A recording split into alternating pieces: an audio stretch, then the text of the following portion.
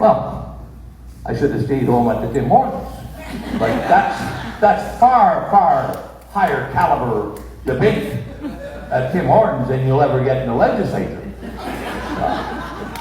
But it was more than that. It was, you know, in the caucus meetings, you know, and you think that here's this caucus, this group of 30 conservatives who all have the same values and all have the same principles, and they're conservative, and they want to hold on to proper traditions and family and faith and freedom. And, well, then when you get into it, during the caucus, it is never about how Lana is going to come out from that public policy, or Dennis. The only thing that's important in a caucus is how is the party going to benefit from that policy? What is going to be the party's position? Because as a caucus member, you're not expected to have a position. You're supposed to be just a parrot for the party. So how is the party going to be better?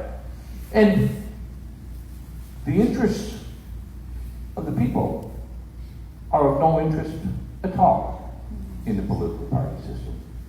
And, you know, so I was always at odds. I spent a lot of time in the penalty box. You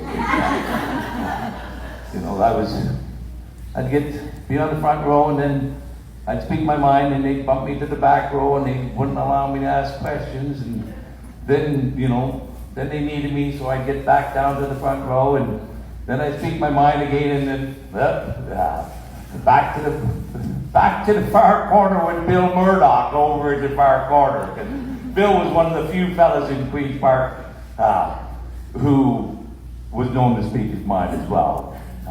And Bill represented Great Bruce, who passed away now.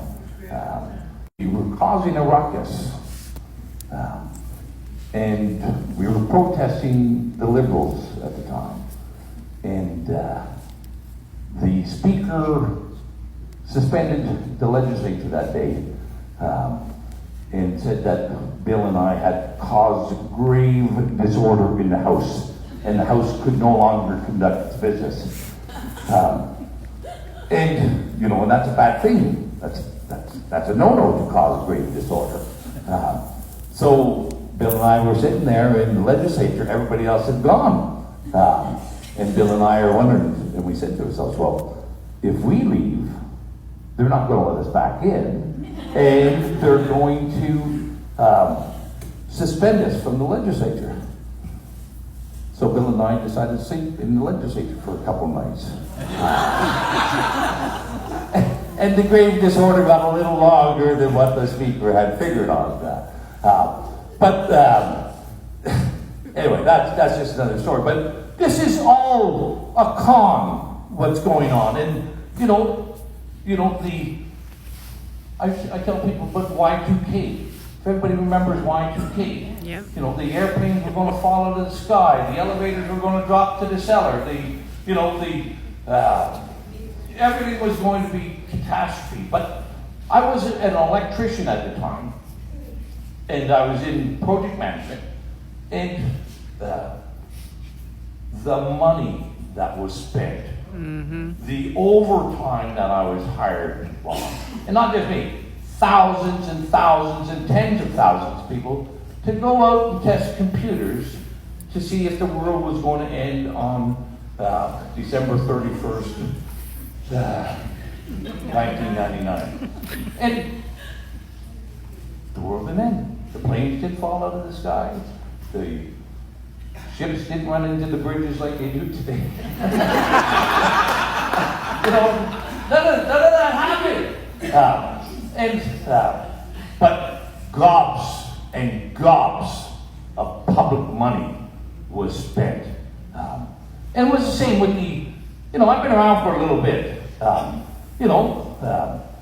The ozone hole. Remember, there's a hole in the ozone. We didn't really know what was going to happen with this hole in the ozone, but, stop using hairspray and the hole in the ozone is gone, right? I don't know. We have to make a few changes on air conditioning rules and stuff as well to make it more expensive. And again, if it doesn't make sense, it's making somebody money.